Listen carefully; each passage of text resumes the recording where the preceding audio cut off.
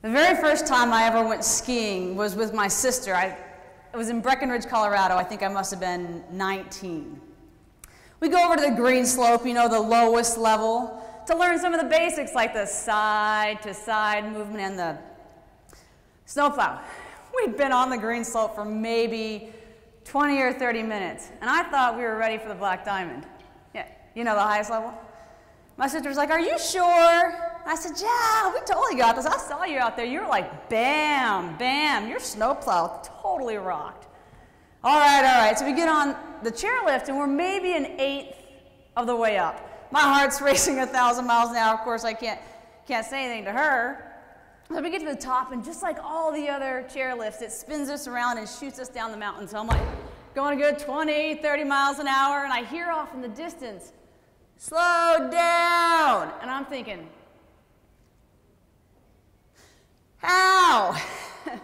Then it occurs to me that if I don't slow down, I'm going to get in trouble. So I did this, you know, and I went about 10 feet in the air, not 1,000, but 10 feet in the air, landed flat on my back, wind knocked out of me. The guy comes running over to me. He's like, "Are you all right? Are you all right?" Fine. I sit up, and I look over to my left side. My sister had taken her skis off and clutched them onto her side as she's scooching on her bottom side down the mountain. I was like, I am not going down the mountain like that. So I get back up and continue to get in everybody else's way until this guy took pity on me, stops and says, "So, your first time skiing, huh?" I said, "Yeah." He goes, "Black Diamond, right? You know, there are levels in between." Yeah, good. The whole way down the mountain, this guy taught me how to cut the mountain rather than going straight down the mountain. We get down to the bottom of the mountain, and let's just say several minutes later, my sister makes it down to the bottom of the mountain, pops off her skis, tosses them at me, and says, "I'm headed to the bar." Sort of reminds me of how many of us first approach living our passion, our purpose, or leading powerfully. I absolutely love studying, learning about leadership. I want to know what makes leaders so effective, what makes them so great at achieving the results they get. And over the almost 10 years I've been doing this work, I have interviewed literally hundreds of world-class leaders. And I got to tell you, they got some things in common. They actually have many things in common, but for the sake of our time together, 12 minutes, today I'm going to focus on the top 3 qualities or secrets of world-class leaders. I know, secret this, secret that, but clearly they know something that other folks don't know, because retention, collaboration, engagement is an issue across industries, across organizations, across generations. These folks clearly got something under their belt. So here's the first one. You guys ready?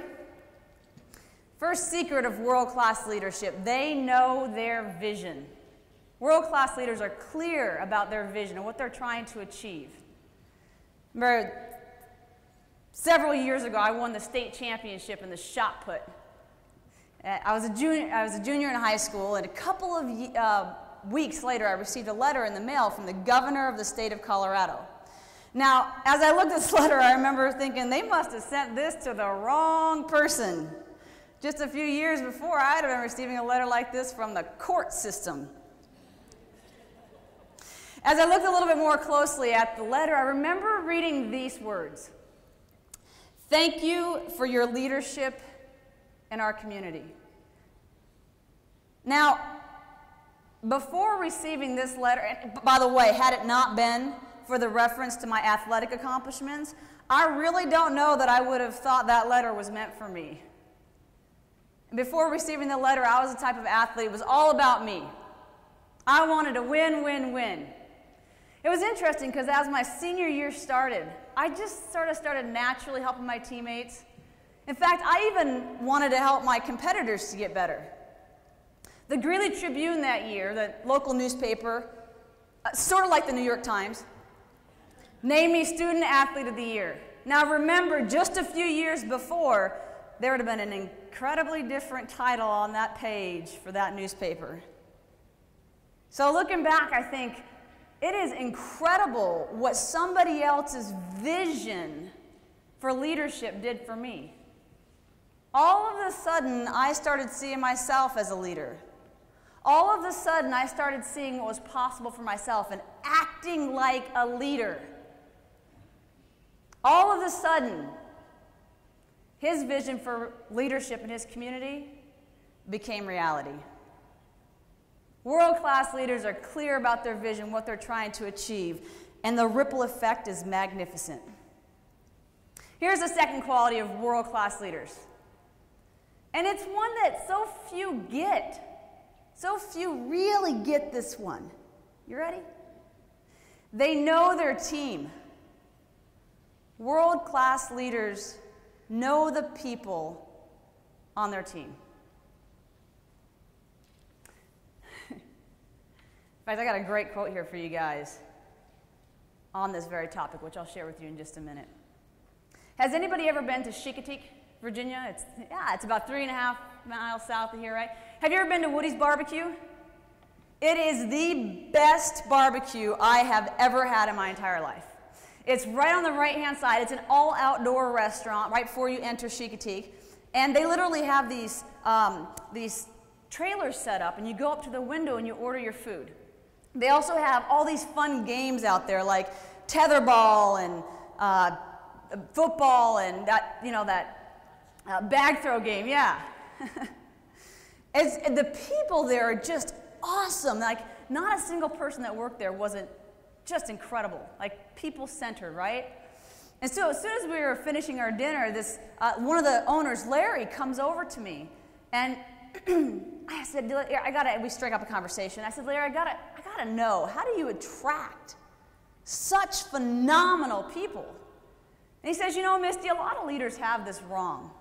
They think, give them money bonuses. He says, I get to know the people on my team. He says, you see that kid over there? I said, yeah. He says, he loves surfing, but he would never buy himself the coolest surfboard out there, never. So I did, and he's been with me ever since I started the place 5 years ago. I said, Larry, I got to tell you, I love big, beautiful houses right on the beach. Where's your application? World-class leaders are incredible. They know their team. They're incredible at knowing their team. It's interesting. Libby Sartan was for 13 years was a VP of Human Resources for Southwest Airlines. In fact, she's responsible for, or at least partly responsible for, I think a big way responsible for, Southwest Airlines being on the 100 best companies to work for list 5 years in a row. And then now she's the Vice President of HR and Chief People Yahoo at Yahoo. Of course, only at Yahoo would they have that title, Chief People Yahoo.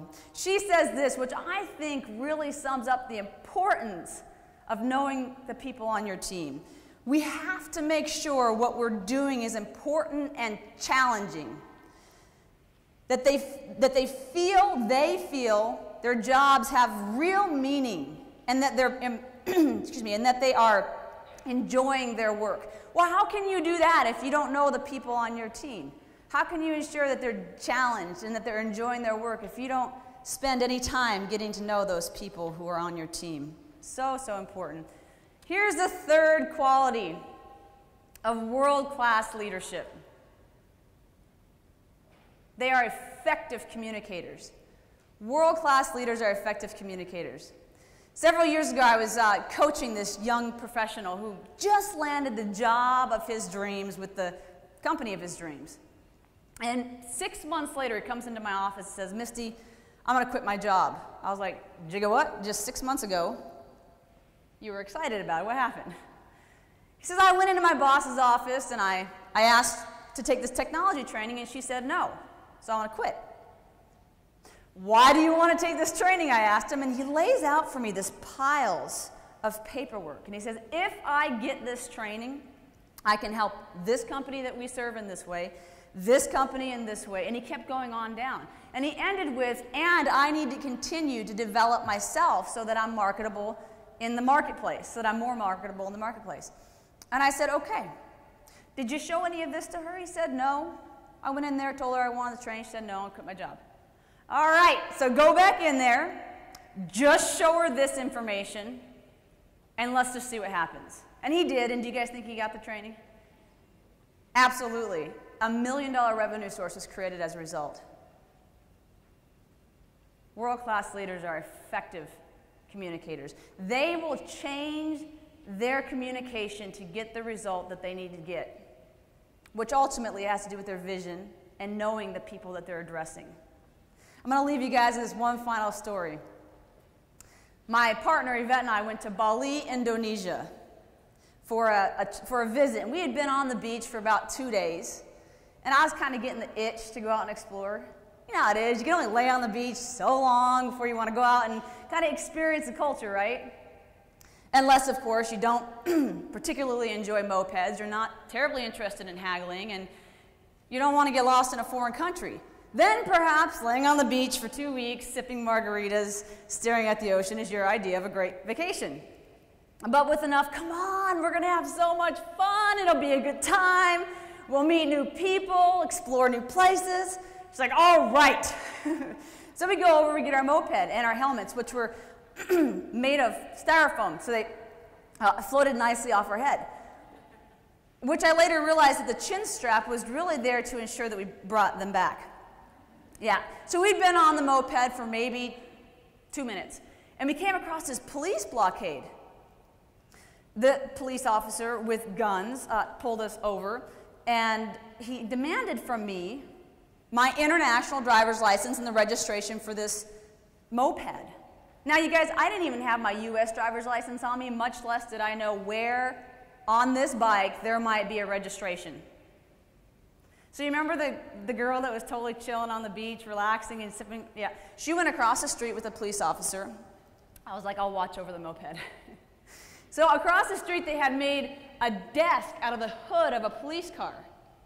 And I'm standing, safely across the street watching this whole thing go down. I strike up a conversation with another tourist. She says, oh, they do this all the time. It's their way of making some extra cash.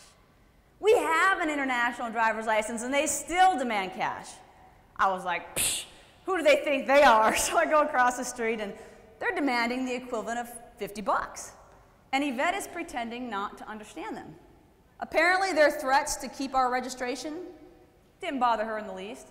Shoot, if that had been me, I'd have been like, here's your $50. I'm so sorry to have caused a disturbance, and I would have been out the door. Across the street on my moped and gone. No, this is what she said. Go ahead, keep your registration. What use do I have for it? And then when I told her about what the lady across the street said, she puffs up and she goes, I see what's going on here. So this is how you treat your tourists, huh? No, no, no. And the more they repeated no, the more she repeated what she was saying, until she finally threw the equivalent of $5 at them, snatches our registration, and takes off. Now that's effective communication. I was like the little girl hiding behind the big girl going, yeah, that's right. Please, dear God, don't shoot me in the back on the way out. You guys have been absolutely outstanding. Thank you so much for having me.